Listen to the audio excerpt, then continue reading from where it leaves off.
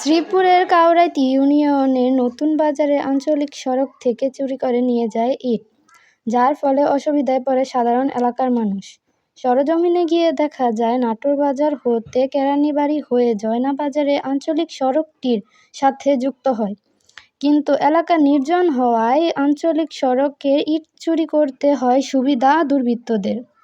এলাকাবাসী জানায়, আমরা সন্ধ্যা হলেই ঘরে চলে যাই, এলাকা নির্জন হওয়ায় সন্ধ্যা হলেই চুরি করে দুর্বৃত্তরা। কতগুলি তার আছে বেড়া কিভাবে খুলে নিচ্ছে, আর কতগুলি ফাইভ দিয়েছিল, ওই পাশে কতগুলো ইট দিয়েছিল, কিছুই রাখছে না। একটা কলের ফাইভ সাধারণ কাল আগুন লাগাই দিচ্ছে। হাইরে দিন কোন কলার ফাইভ? ভিতরে কল যে সাপ কল খাইবে পরে এটা লোয়া আছে না, ওটা লোয়াটা তুললে ভালো মাইটাটা পুরান করছে।